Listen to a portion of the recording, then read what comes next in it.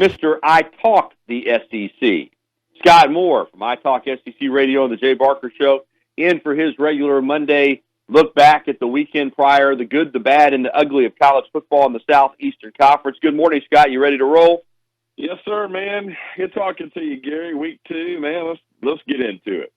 Yeah, let's do. And let's start with Alabama, New Mexico State. I laid to 55, and that's what happens when you lay 55. It's hard to cover, even for Alabama. I picked Bama to score 62. The problem is I picked New Mexico State to score 0 and give them credit. They punched across 10, 62-10. But really, I thought for Alabama, it was what you wanted in the game. You got it over with early. You got to work on some things. I mean, I'm really pleased with what I saw from Reichert in the kicking game. Defensively, a lot of young defensive backs back there against an outmanned opponent. Yet at the same time, I see some areas I'm concerned about with this football team going forward. But what were your takeaways from Alabama and New Mexico State? Yeah, first of all, it was a quick start. After last week against Duke, you took a whole quarter to get in the end zone, and that wasn't the case Saturday. One play, 75 yards, and turned out to be a lateral, just a swing pass on kind of a bubble route by Ruggs, who caught it and just took it to the house with incredible speed and agility. And so you get off to a quick start, which is what you want to do. And they kind of knocked New Mexico State out quickly. We knew that was going to happen. I'm right there with you. I thought Alabama would score a truckload of points, but it gets hot, it gets sloppy at times, and then they punch in a touchdown late. But I thought from an offensive standpoint that Tua was crisp.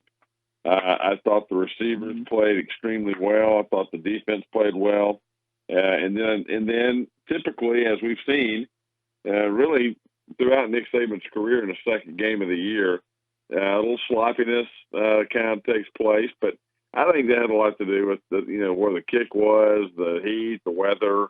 Those factors need to be taken into consideration, and plus the level of competition that you're playing. So I thought when you win the football game, and like Nick said, you win the football game 62-10, you need to be happy about it and get it behind you and move on. Yeah, he said something very interesting in the post-game comments, and we're going to play those later in the show. But he was asked about if you can get better playing a team like New Mexico State, and he said, yeah, you can. And then he went on one of his little analogies about how he would rather not play these games. But he said, you know what, I'm for playing 10 conference games if needed. I'm for playing all Power 5 conference teams. Then you wouldn't have these kind of games. But he said, you know what, other people don't feel that way. So the rules are what they are. He said we have to schedule the best we can. It's not just about whether we want to play somebody. It's whether they want to play us. And I think, again, Nick Saban made a good point. If you don't like the schedules, and I'm talking about people overall that are in charge of college football, if you complain about these games and you complain, you try to rig the schedule now the next to last week where everybody's playing a rivalry game before they play their end of the season games because television runs things, then change the rules like Nick Saban did and put it where you play all Power 5 conferences. Otherwise, you're going to get some games like this. It's just the reality of the way the schedule is set up, Scott. Yeah, I'll tell you, Gary, I think the other thing, you and I have talked about this, and I think it's a good discussion. I think games like this, I don't think they should be played during the daytime early September. I think all these kinds of games right here ought to be played at night. You get better crowds. You get more electricity in the stadium. People wouldn't be falling out. I think September kickoffs are brutal, especially if they're 11 or 2:30 in the afternoon. I know they got to be played, but you can also wait and play some of these games, at this time slot a little bit later in September, or maybe you play them in October or obviously, as you just mentioned, late November. So they've got to tweak this kickoff situation to make it better for the fan because, listen, nobody wants to go sit on the beach for 3 hours when it's 110 degrees, all right, let alone a football game. So we can all work together to make it a little bit better. But I thought Alabama did get better Saturday, and I thought that playing New Mexico State for them, it'll be a moment they'll always remember, getting to play in Tuscaloosa against Nick Saban. But there's some tweaking we can do to make this better. I don't know what the total answer is on that, but you can only play, as you mentioned, the schedule that is made out for you. And by the way, people forget these schedules are made out 5 years ago. Well, something too, Scott, as far as the timing of the game, and you're right. It would be nice if that had been a 6 o'clock or a 7 o'clock in the evening kickoff. But I just don't see, in a perfect world, you give the schools more latitude to set the kickoff times, but those days are gone. Woody Hayes used to say, Bo Schembechler said, we're playing at 1 o'clock on Saturday in Ann Arbor. If they want to televise the game, they can televise it. But that's when we play.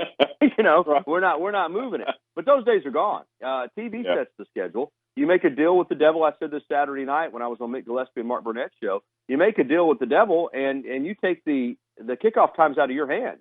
And the problem is these television partners are trying to fill a schedule all day. And it sounds good. Oh, we got to work around the heat. They're not worried about that. They're worried about we got to have a game at 3 o'clock. We got to have a game at 11 o'clock. We got to have a game at 1:30 and so forth and so on. So they set the kickoff times, and you play. Yep. And I honestly believe this. If they tell you you're playing at 3 o'clock in the morning on Saturday, that's when you'll play the game because they call the shot. Right. There's no doubt. You're right. If Alabama was setting the kickoff time for this game and television wasn't involved, they would have set it for probably 6 o'clock in the evening. But that's just the way it is, and you can't have it both ways. You can't say, well, we're going to take all this money, Scott, from all these TV partners, and then we're going to tell them when we're going to play. It doesn't work that way.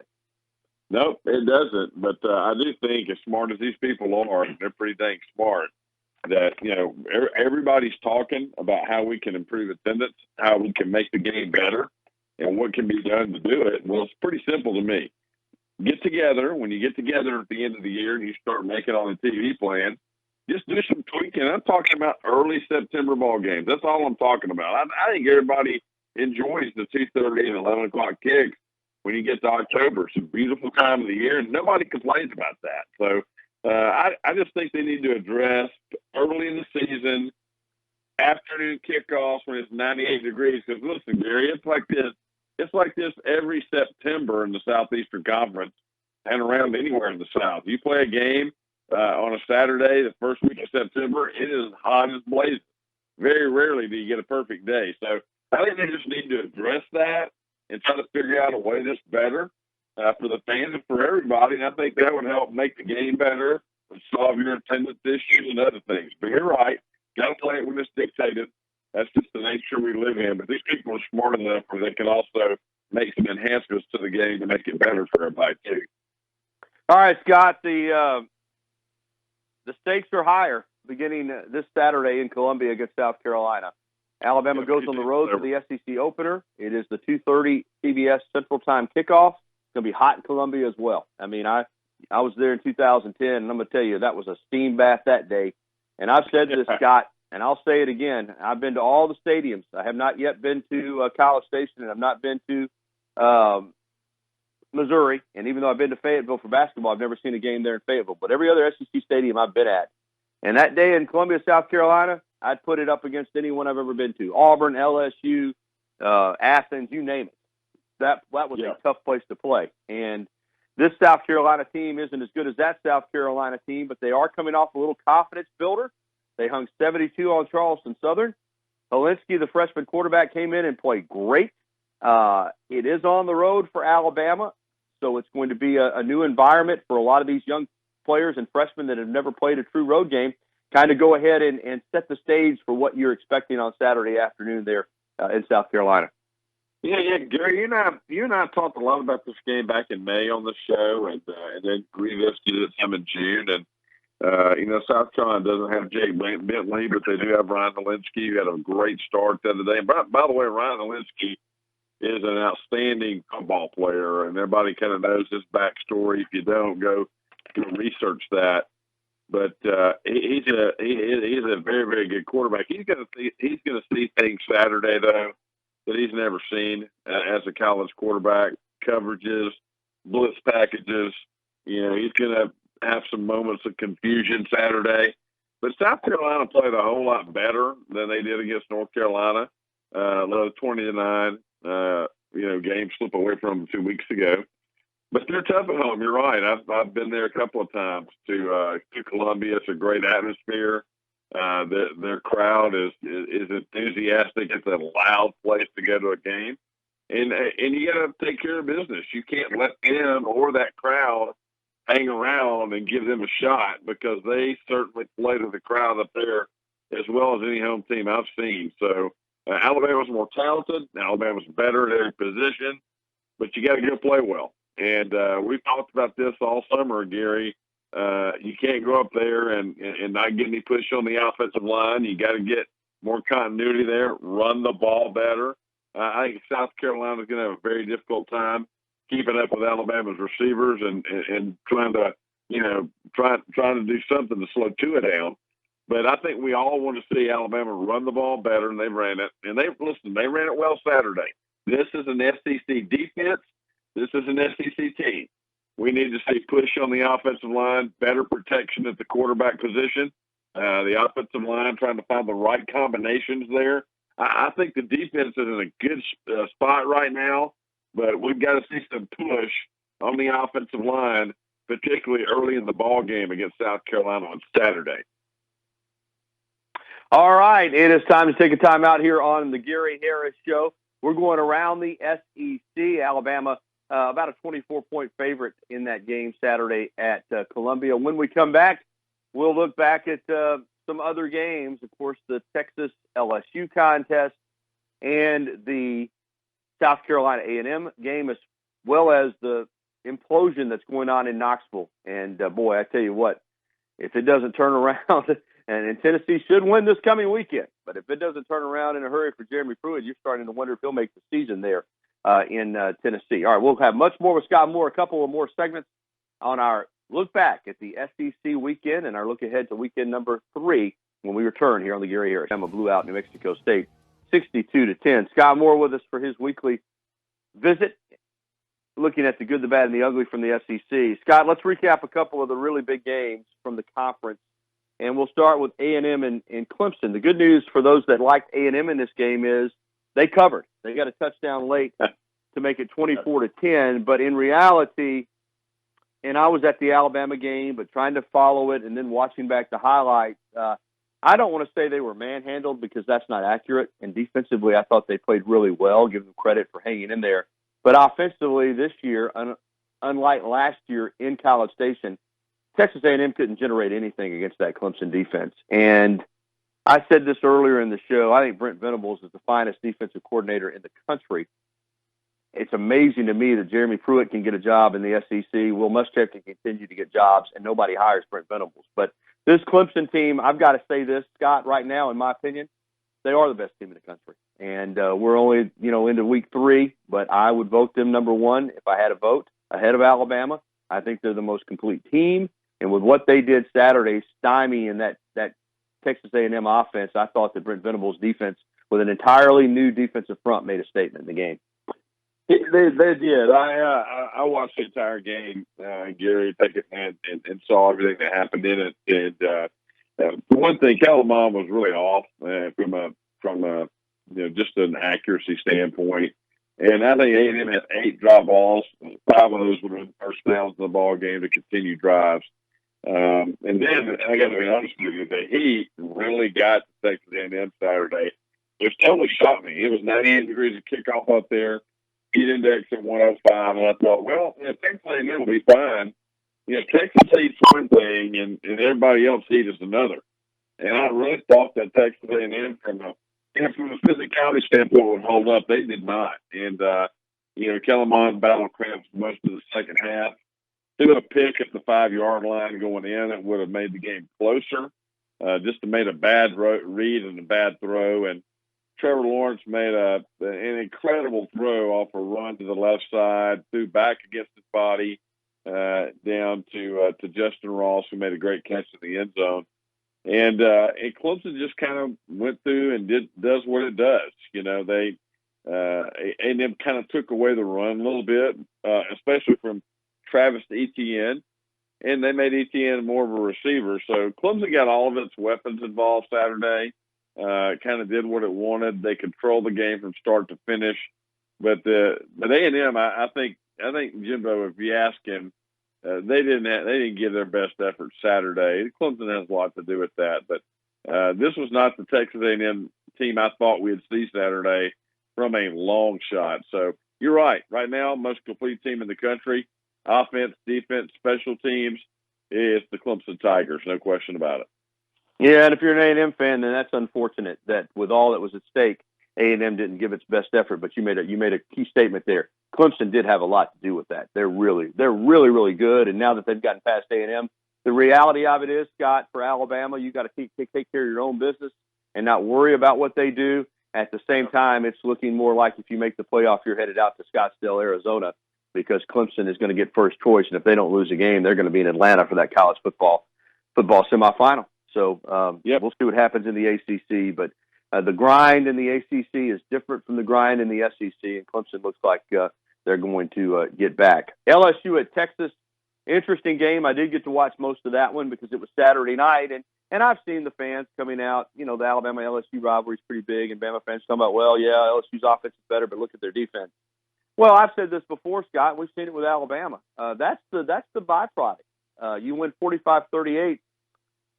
The byproduct, though, of playing fast and throwing the ball more and running a bunch more plays is that your defense is not going to put up the same numbers as when you're playing ball control and you're taking time off the clock and you're shortening the game. That's the reality of it. LSU's defense is probably just as talented and good as it was last year, but they're going to get different results statistically because of the way LSU plays offense. The bottom line for LSU is they won the game. And that's a big, big win for Ed Orgeron and that football team.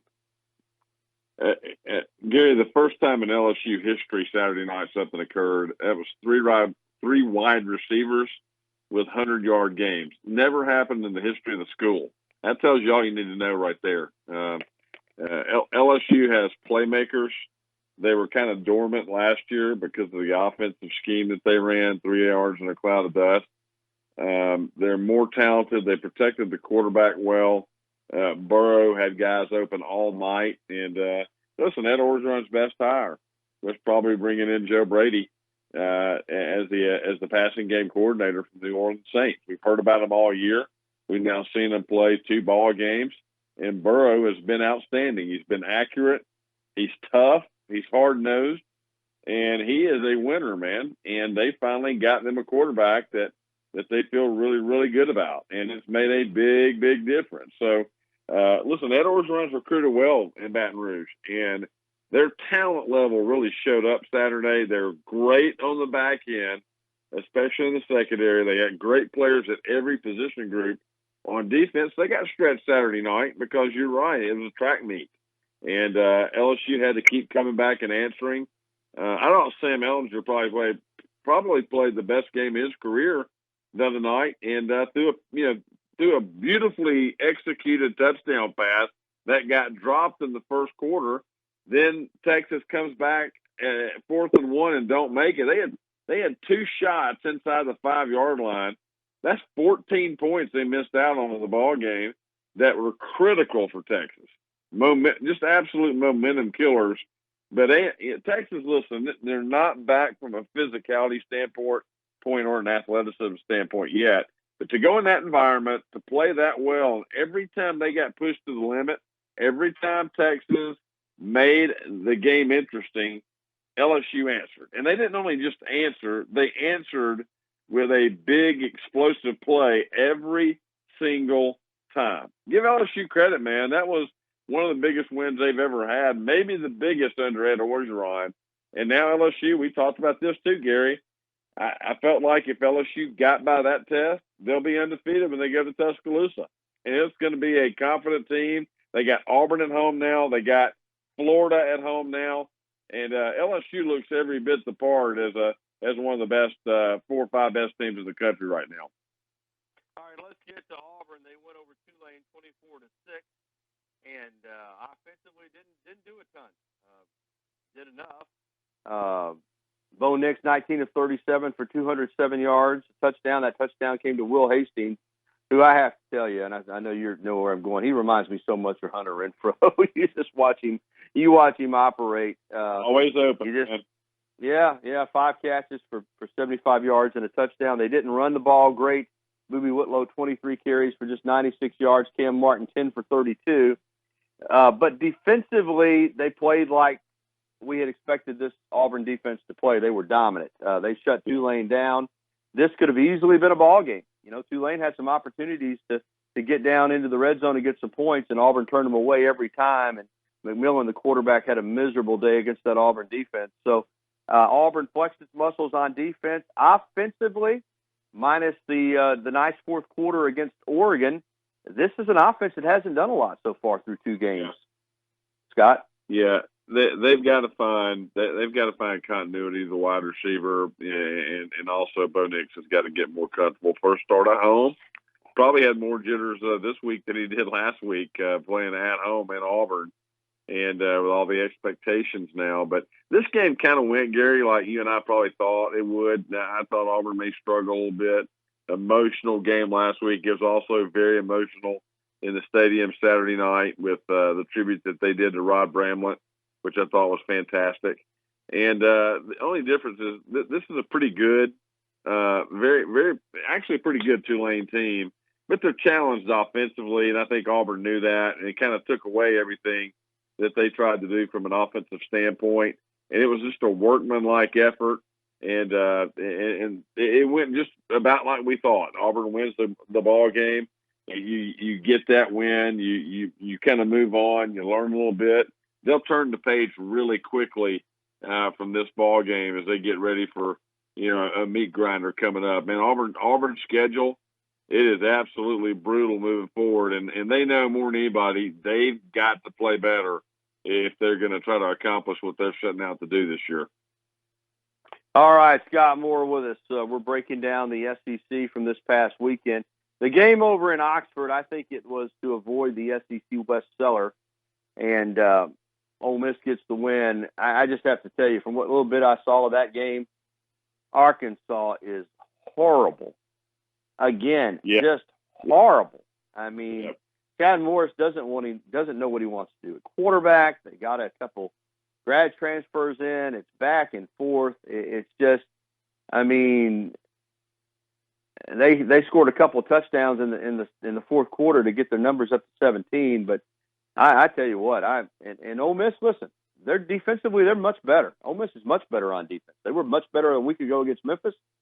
They were really good against Arkansas. But the biggest takeaway I have from this game is that Arkansas is just awful. They are. They're probably the worst. Well, it's between them and Tennessee about who the 2 worst teams in the conference are. And quite frankly, Gary, here's a statement. This is a broad brush statement about Arkansas. I don't know if we'll see them get back anytime soon. That program is a mess. They're trying to clean it up. I mean, the different philosophies we've seen from Petrino to Burt Bielema. Coach Burt was on the sidelines of the Patriots last night. He made a good decision getting out of there. And then what they're trying to do and build that program in the image of Clemson with Coach Morris there. Listen, I just don't know if it's going to work or not, Gary. They are undersized. They don't have any talent. And, recruits aren't ready to flock there. So this is you try to find a win on the schedule in the SEC for this program right now. They went 0-8 a year ago. I think they're looking at another goose egg this season as well. Speaking of Tennessee, we're holding the balls for the final segment. We'll also look at Missouri with a nice bounce-back win against West Virginia. We continue to go around the SEC with Scott Moore from iTalkSEC Radio and the Jay Barker Show. Hey, when you're ready for barbecue, you don't have to be prodded very hard to understand. Let's go to Dreamland. It's a tradition. Started back in 1958 with the original Dreamland here in Tuscaloosa, which is still there today. They've added a location in Northport, just across the bridge, and locations around the South as well. But we'll focus obviously on Tuscaloosa and Northport. Ain't nothing like them nowhere, and that's just a fact. So when you want great barbecue, you don't have to go far. Tuscaloosa and Northport, Dreamland Barbecue. Those original spare ribs with that incredible sauce, they ship them as well. Ain't nothing like them nowhere. We're back with the final segment with Scott Moore right after this on the Gary Harris Show on Tide 100.9. for a final segment. Missouri's got a nice bounce back yesterday, 38-7 over West Virginia. I get a feeling they're going to be kicking themselves for some time over that loss at Wyoming. They're better than Wyoming, but turnovers doomed them. But, this is West Virginia. I understand, first year with a new coaching staff, but still, anytime you hold a West Virginia offense to 7 points, one fourth-quarter touchdown, that was a nice game for Mizzou on Saturday. Yeah, they were favored by 14 in that game, Gary. That was one of our plays of the week. I thought they would rebound. But listen, they didn't have any offensive issues last week. They just had some untimely turnovers and bad throws and turnovers in the red zone, and they fixed it big time. Listen, Missouri's a good football team, and I think they'll learn a lot from that week 1 loss. But they were so much better on Saturday than they were last week. So Kelly Bryant, quietly putting together a really good season there. They're going to be dangerous. I think they're the best competition now. I like this team better than I do Florida at this juncture. I just think Kelly Bryant's brought a different dynamic to that offense. So we'll see how that goes.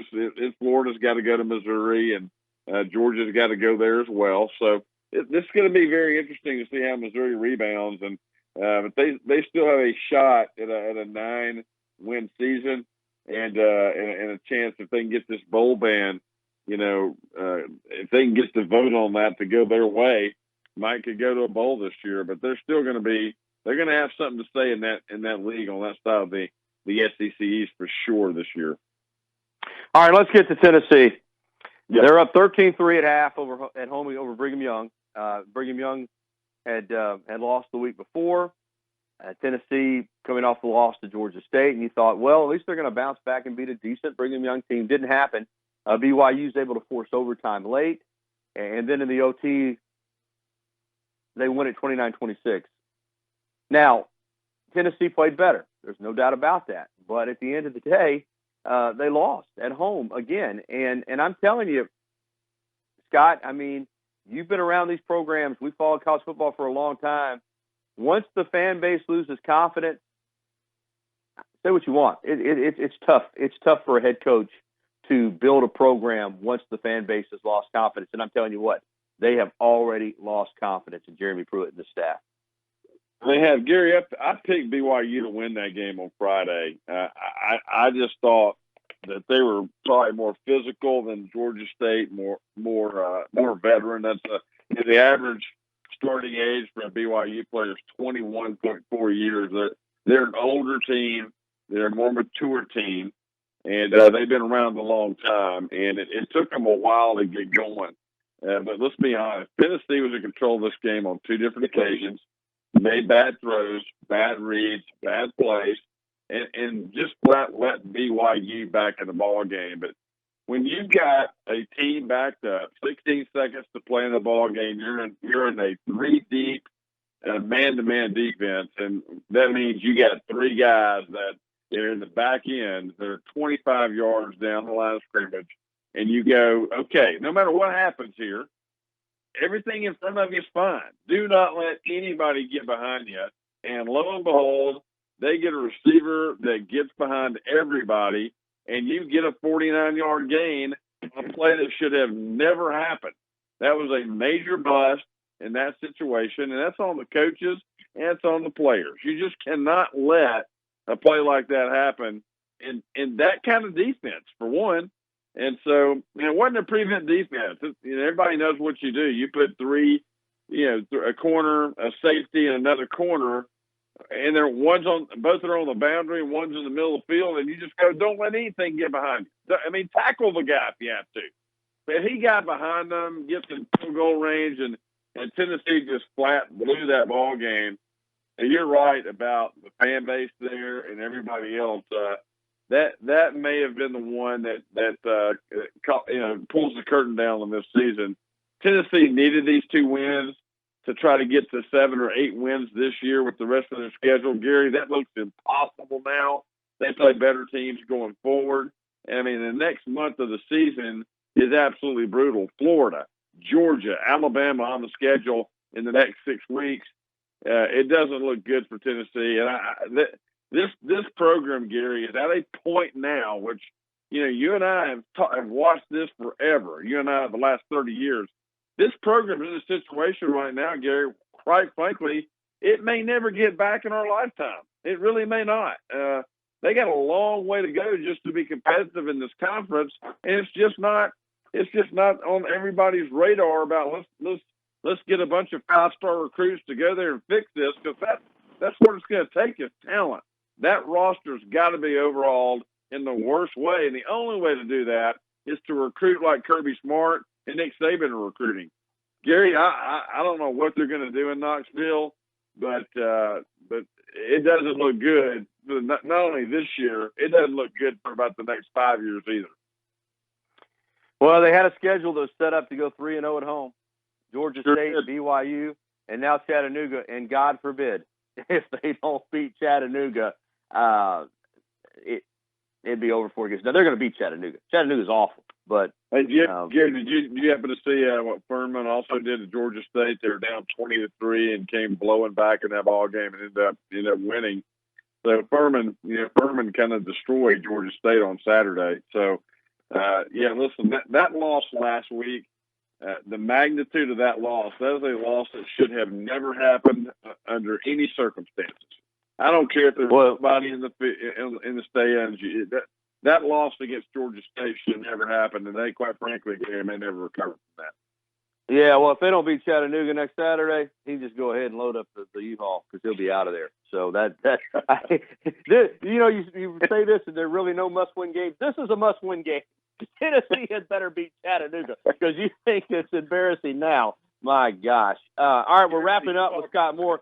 Just a quick thought on Mississippi State. Of course, it's a big game for them. It's not a big game around the SEC. Nobody looks at Mississippi State and Southern Miss and says, wow, it's a big game. But over there, it's a big game, and they had an impressive performance against Southern Miss, and now they get Kansas State coming into Starkville before they start their SEC schedule. What do you think of this Mississippi State team so far in a minute? Well, Tommy Stevens got hurt Saturday, so we'll have to wait and see what ends up happening with them. Their backup went in and played really well. Listen, I think Joe Moorhead's doing a good job over there. They're not the same team they were a year ago, but you know what? He's a good coach, and he's got talent, and that's going to be a tough place to play for anybody, and State is no automatic out in this conference. So played well against the in-state opponent, must win for them.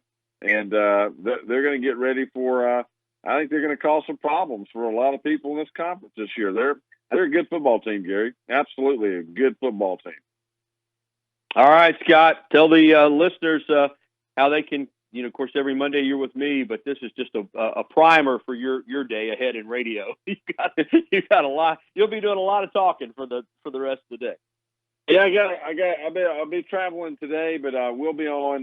Jay's got a great show coming up. I won't be on there today, but I'll be live on iTalkSEC today, 4 to 6, in studio down in Florida, and we call it the old armchair quarterback version. So we'll just be a continuation of this show and what you do, and looking forward to doing it this afternoon. We are sportsradio.com. You can follow us on Twitter at iTalkSEC. Thank you. Thank you, Gary. I always enjoy kicking off Mondays with you, buddy.